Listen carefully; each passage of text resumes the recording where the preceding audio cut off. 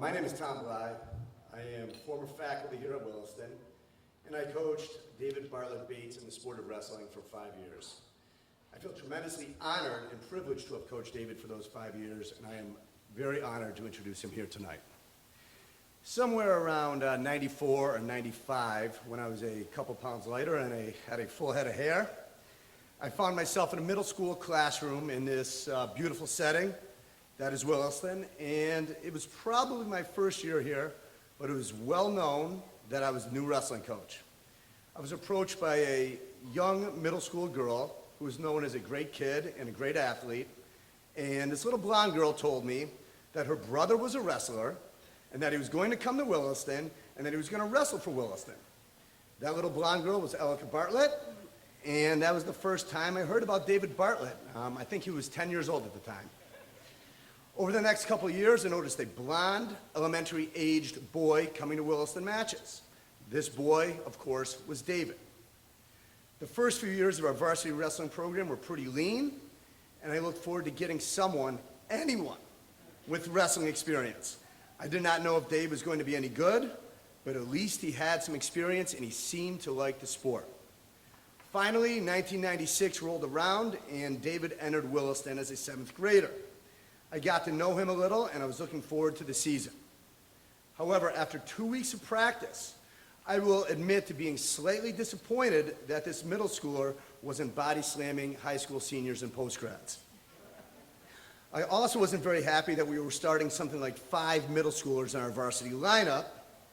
His first match was against Pomfret, and though it wasn't spectacular, I still remember alum Nathan Zwerko, who's now a successful head coach at a school I refuse to mention. I remember Nathan telling me how impressed he was with David. Well, Nate Zwerko has an eye for talent. David began to get better and better. Soon as a 7th grader, he was regularly beating much more experienced high schoolers. The thing about David is he really enjoyed the sport. And it's not always enjoyable, especially those times when your face is being rubbed into the mat. He loved it. He loved learning it. He loved meeting people through the sport. He loved to travel and experience wrestling in different parts of the country and the world. Boy, did Dave travel. Off the top of my head, middle school national runner-up in Kansas, wrestling camp at the University of Iowa, several trips to train in New York and New Jersey, wrestling in a national wrestling tournament in Fargo, North Dakota, winning the Olympic Festival in Puerto Rico, and winning the Deutsch Open in Germany. He was always learning, he was meeting new people, he was enjoying the sport, and he was becoming better and better. This paid off in an unbelievable high school career. All-state 4 times, 2-time state champion, twice winner of the most outstanding wrestler in the state, 4-time All-New England, a 3-time Prep All-American, a Williston record 144 wins, and undefeated in his home gym, including during his senior campaign, where he won the New England Championship right down the road and was named most outstanding wrestler of that tournament. Most importantly, with all these great individual achievements, Dave was all about the team. He would wrestle at any weight he was needed. He would wrestle hurt. He would wrestle sick. He would wrestle with food poisoning. No more cold cut sandwiches from gas stations. I've been emailing David trying to remember some of his most memorable matches, and half of his responses were about matches that his teammates wrestled. Mitchell Lopes, Jeff Pollitt, Nick Anino, Zamian Charles, Mark Ferezzi, Tyler Alexak. Dave had a team-first mentality, and he still does to this day. That is why we were able to be a top 3 team in New England during his high school career 3 times, and we won this team championship in 1999. Dave's greatness did not end with graduation.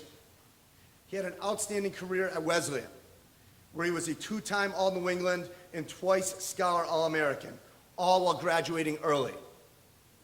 He became an award-winning student in medical school, earning awards for excellence in quality and patient safety. Believe it or not, he still found time to coach and to train wrestling in high-level international tournaments while in med school. He is currently a doctor in the Boston area, where I know he is devoting the energy, dedication, and love that he always had for wrestling into being a great doctor, a great husband to Larissa, and a great father to Pilar. It has been a privilege to know this man. I could talk about him all night. I could talk about his great parents. I could talk about his humanitarian work that he has done for organizations like the Heifer Project. I could talk about him winning the Galbraith Prize as Williston's top young man. However, you deserve to listen to him speak. I will say that if Williston ever decides to open a Hall of Fame for outstanding all-around human beings, David should be in the inaugural class. Ladies and gentlemen, I present to you David Bartlett Bates.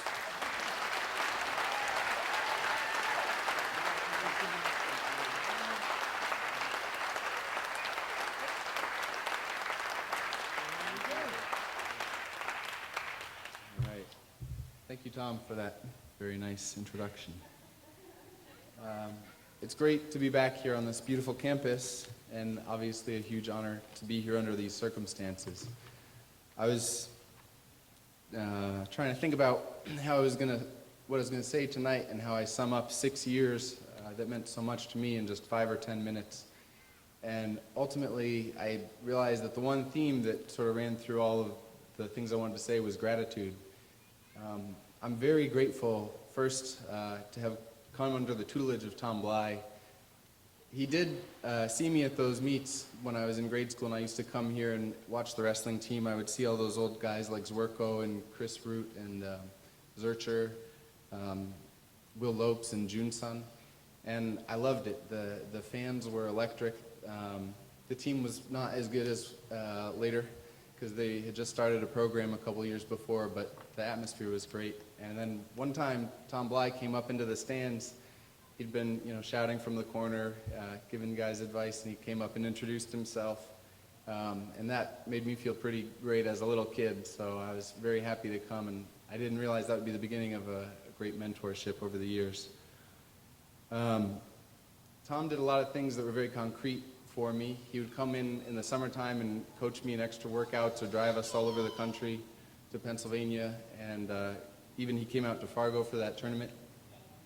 But he also did a lot of intangible things, like taught me about life lessons and helped me establish my values about what's important to me, and it meant a lot. When Tom moved over to Ludlow, I was very grateful Matt Cainlong took over. He was also a great friend and mentor during my senior year. Those of you who know Coach Cainlong know he has a tremendous sense of humor and a lot of great life advice. So we spent a lot of hours in the wrestling room outside of practice just getting good life lessons and advice.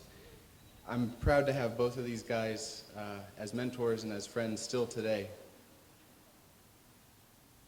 In addition to the gratitude for the great coaches I had here, I'm very grateful for spending the time with the teammates that I had here. They're a wonderful group of guys. First the older guys who I looked up to, and then the guys who were more my age, Mitch Lopes and Nick Anino and Andy Starr, Jeff Pollitt, Mark Ferresi, Tyler Lexak, Tomi, Uehara, and Sam Astor. It was just a great experience, and we had a lot of fun together. I'll never forget when we drove back from winning the New England Championships in a snowstorm my freshman year in a van, and we pulled into this driveway right in front of us and all ran through the knee-deep snow over to the Victory Bell and each gave it one good ring.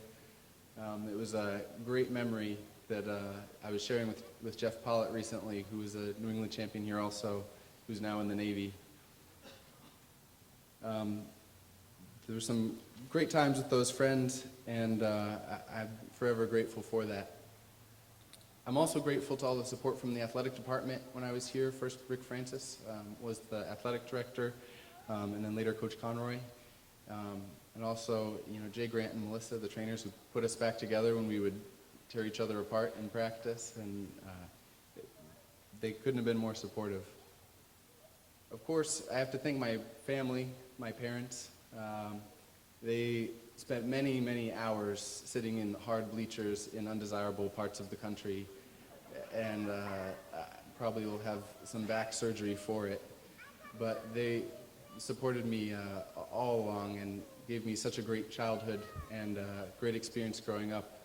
I couldn't ask for a better home situation. I also want to thank Larissa, my wife, who I met here, for supporting me through the years and coming to many wrestling meets,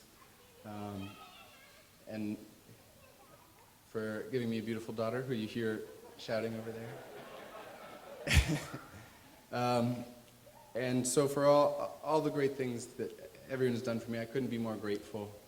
And now that I'm a parent, I think about, what I want for my daughter and her life and for her friends. And ultimately, I realized that if she can find mentors like I found here in Tom Bly and Matt Cainlong to guide her and help her find her passion, and if I can be the kind of parent to her that my parents were to me and give her the kind of childhood that every kid should have, and if she can find a community like Williston that will support her and help her find her path and become the person that she wants to become, then that'd be a good thing, and that's about all you could ask for.